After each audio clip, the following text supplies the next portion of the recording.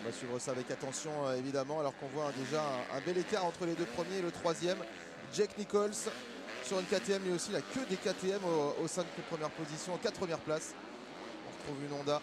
À la 5e place, c'est Alexander Tonkov. C'est vrai. On voit le départ. Et on voit, hein, c'est très très serré. On le voit à l'intérieur qui est vraiment primordial dans ce virage à droite. Hein. Et ça se on voit bouscule. Le freinage de Jeffrey Herlings à l'intérieur, c'était énorme. C'est très très serré.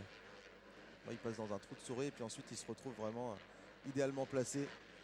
Et une fois de plus, hein, Alexander Tonkov qui est toujours là avec la Honda, hein, on le rappelle, depuis l'Italie, qui a eu, un second souffle, hein, début de saison plutôt mitigé. Puis depuis l'Italie, il s'est révélé, une grosse révélation depuis 2-3 courses. Et là, il est en 5e position, première Honda du plateau. Donc c'est bien pour ce pilote, hein, qui montre qu'en fin de compte, l'Italie, c'était pas qu'une surprise pour lui. Donc, parce que la semaine dernière, pareil, il était encore aux avant-postes. Donc c'est très bien pour lui. Ça fait un pilote de plus pour le devant de la scène. Ouais, ça c'est vrai que c'est une bonne nouvelle de voir un petit peu des nouvelles têtes devant. C'est sûr. Et aussi Jason Clermont, 8e.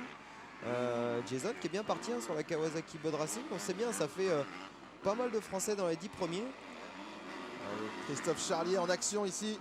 Ça fait 5 Français dans les 12 premiers, donc c'est vraiment super, hein, parce que pour les pilotes tricolores, on le rappelle, c'est très difficile, hein, le championnat du monde, c'est un niveau très très serré, donc c'est important pour eux de prendre de bons départs et puis d'être dans les avant-postes pour que nous, déjà téléspectateurs et fans de motocross, soient à 200% derrière nos pilotes tricolores, et puis pour qu'ils poursuivent leur carrière donc, au plus haut niveau.